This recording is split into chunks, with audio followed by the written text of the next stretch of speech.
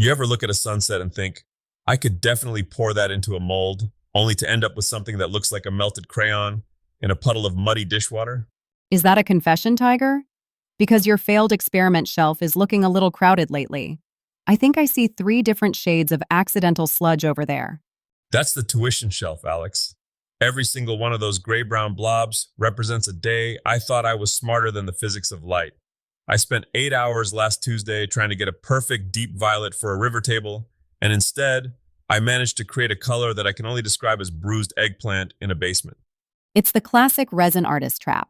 You start with these beautiful neon pigments, and by the time the hardener kicks in, it looks like something you'd find behind a radiator. Today, we're actually going to fix that. We're doing a deep dive into color theory specifically for the resin world, because apparently, mixing red and blue doesn't always give you purple. Sometimes it gives you a headache. More often than not, resin is a tricky beast because you're not just mixing paint on a flat surface, you're working with depth, transparency, and the fact that pigments behave differently when they're suspended in a clear plastic goo. If you don't respect the color wheel will absolutely disrespect your project. Let's start with the basics then. Everyone remembers the primary colors from grade school: red, blue, yellow. But I've noticed that in the shop, red isn't always just red. Exactly. If you're at the store and you grab a random red pigment and a random blue, you're playing Russian roulette with your palette. See, primary colors are the ancestors. They're the ones that supposedly can't be made from anything else. But in resin, different pigments have different undertones. If your blue has a hint of yellow in it, what we call a warm blue, and you mix it with a red that has a hint of orange, you're essentially introducing yellow into the mix. And when you mix all three primaries together, You get the dreaded brown, the mud. It's like when you were a kid and you tried to mix every flavor of soda at the fountain. Individually, they're great. Together, they're a crime. so, step one for the folks at home: know your primaries. But talk to me about the tools of the trade. I see you using powders. I see these little dropper bottles of liquid. What's the difference? Because they don't look like they play the same way. They really don't. Think of mica powders as the glamour of the resin world. They're basically ground up rocks coated in shimmer. When you stir those in, you aren't getting a flat color, you're getting a microscopic light show. The light bounces off each little flake. That's why you get those swirls, or that pearlescent look in a Greek turquoise or a gold glitter. But those are usually opaque, right? You can't see through a mica pore very easily. Correct. If you want that bottled ocean look where you can see the wood grain or the objects inside, you need resin dyes. Those are liquid. They're like putting a drop of food coloring in water. It tints the resin but keeps it clear. And let me guess, the tigers of the world usually pour the whole bottle in on the first try? Listen, I've been known to have a heavy hand, but resin dye is like high-octane chili oil. A single drop in a quart of resin can be the difference between vibrant sapphire and solid ink block. You have to be surgical. I usually put a drop on the end of a toothpick and just swirl it in. You can always add more, but you can't exactly unblue a batch of epoxy. Once it's in there, it's a permanent marriage. Okay, so we've got our pigments. We've avoided the mud by picking clean primaries. Now, how do we actually make things look good? I've seen some projects that just look loud, like they're screaming at you. That's usually a failure of color harmony. People get so excited by all the options that they use everything at once. It's the buffet plate approach to art.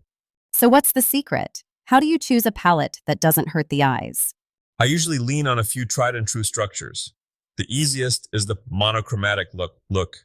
Pick one color, say a deep forest green, and then vary the value. Use a tiny bit of pigment for a light, misty green, then a heavy dose for a dark, moody green. When they swirl together in the mold, it looks sophisticated because they're all from the same family. They aren't fighting for attention. It's like a gradient. Very safe, very classy. But what if I want some pop? Then you go complementary. These are the colors opposite each other on the wheel. Blue and orange, purple and yellow. They're like that couple that's always bickering, but can't live without each other. They make each other look brighter. But here's the pro move. Don't use them in equal amounts. If you have a 50-50 split of orange and blue, it's a visual headache. But a big, deep blue casting with just a thin, vibrant vein of orange copper running through it, that's the stuff that sells for the big bucks. Wait, I have to jump in here because I saw you do this last month. You were working on that charcoal and gold piece, and you kept adding just a tiny bit of white to everything. Why? You caught me. White is the unsung hero of the workshop. In the color theory world, adding white creates a tint. But in resin, white does something magical. It provides lift. Lift? Explain that like I'm 4 years old. If you pour a semi-transparent blue over a dark wood like walnut, the darkness of the wood will eat the color. It'll just look black. But if you stir in a tiny, tiny speck of opaque white, not enough to make it pastel, just enough to catch the light, it makes the blue hover. It gives it a floor. It's like putting a mirror behind a stained glass window. See, that's the kind of thing you don't find in the how-to pamphlets. It's all about how the light travels through the piece and hits the wood or the back of the mold and then comes back to your eye. Exactly. You're not painting a fence, you're building a lens. Let's talk about the oh no moments. The resin is mixed, the color is in, the clock is ticking because the pot life is disappearing. And you realize the color is totally wrong. Is there a reset button? The reset button is usually a trash can. But if you're quick, you can pivot. If your color is too neon and looks like a 1980s windbreaker, you can tone it down by adding a microscopic amount of its complement. If your red is too fire engine, a tiny speck of green will pull it back into a more natural, earthy brick tone. It's like seasoning a soup. A little bit of salt balances the sugar. But if you go too far, you're back to the mud. Right back to the tuition shelf. I'm going to start calling it that. Okay, what about temperature? I don't mean the room temperature, though that matters for curing. I mean color temperature. Does that actually matter when you're just making a coaster? It's everything. Wood is naturally warm, lots of yellows, oranges, and reds.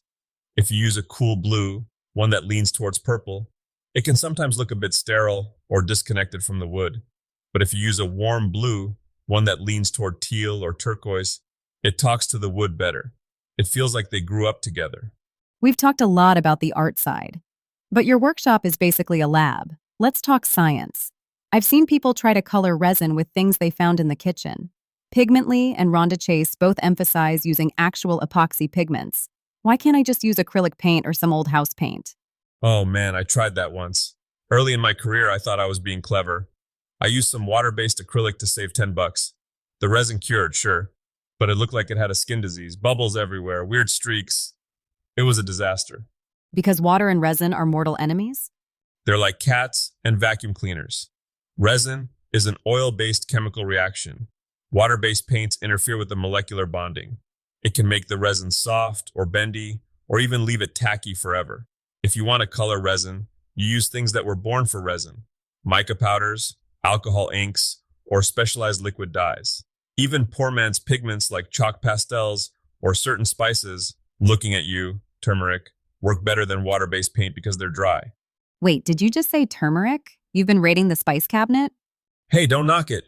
It gives a gorgeous, semi-transparent yellow, but it smells like a curry house every time you sand it. I can see the headline now.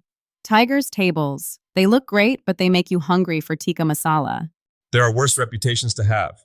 But seriously, the takeaway is compatibility is king. If your colorant has water in it, you're inviting a cloudy finish or a soft cure. It's not worth the risk. Let's wrap this up with something practical. If someone is standing in their garage right now, staring at a bottle of clear epoxy and a kit of colors, what is the one thing they should do to avoid a heartbreak? The white cup test. It's the closest thing to a get-out-of-jail-free card we have.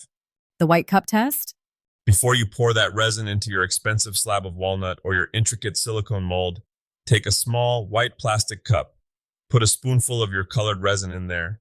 The white background of the cup will show you the true color and the true opacity. In a clear mixing bucket, you might think it's transparent, but against that white plastic, you'll see if it's actually as thick as mud. It takes 10 seconds, and it has saved me from more bad pours than I can count. It's like a rehearsal for the real show. Precisely. Because in resin, there are no happy accidents once the chemicals start heating up. There's only what you planned and what you have to sand off tomorrow. That sounds like a very expensive tomorrow. It usually is. But that's how the lessons stick. You don't truly understand the color wheel until you've spent 4 hours with a belt sander removing a magenta mistake from a coffee table. Well, hopefully we've saved a few people from that fate today. That's the goal. Respect the wheel, start small with your drops, and for the love of all things holy, keep the water-based paint in the craft drawer where it belongs. Thanks for the masterclass, Tiger. Your accidental sludge collection might be growing, but at least your advice is solid. Just doing my part to keep the world a little less mud-colored. See you in the shop.